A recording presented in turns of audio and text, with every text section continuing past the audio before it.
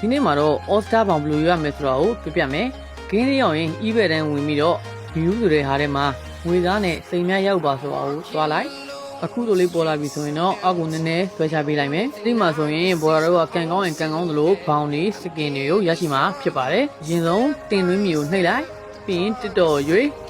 ပြီးရင်ဘော်လာတို့က TikTok မှာတင်ထားတဲ့ဗီဒီယိုရဲ့ copy link ကိုယူပြီးတော့နံပါတ်2နေရာမှာထည့်ပေးရမှာဖြစ်ပါတယ်။နံပါတ်3နေရာမှာတော့ဘာသာစကားကိုရွေးချယ်ပေးရမှာဖြစ်ပါတယ်။ပြီးရနဲ့သူတို့ရဲ့လမ်းညွှန်ချက်တွေကိုသဘောတူကြောင်းအမှန်ကျစ်လိုက်ပြီးရင်တင်သွင်းမီကိုနှိပ်လိုက်ပြီဆိုရင်ဘော်လာတို့ကအောင်မြင်ကြောင်းပြလိုက်မယ်ပြီးရနဲ့အပြင်ပြထွက်ပြီးတော့ကန်ဆန်းမီကိုနှိပ်လိုက်ရင်ဘော်လာတို့ကဘောင်ကိုရရှိမှာဖြစ်ပါတယ်။ဘောင်ရရှိပြီဆိုရင်ဘော်လာရှိမှာအခုလိုလေးပေါ်လာလိမ့်မယ်။အဲ့ဒါကို copy ယူထားလိုက် copy ယူပြီးတော့ဘော်လာတို့ရဲ့ profile ကိုတွားပြီးတော့ကုတ်လဲလဲမီဆိုတဲ့နေရာမှာထည့်လိုက်မယ်ဆိုရင်တော့ဘော်လာတို့က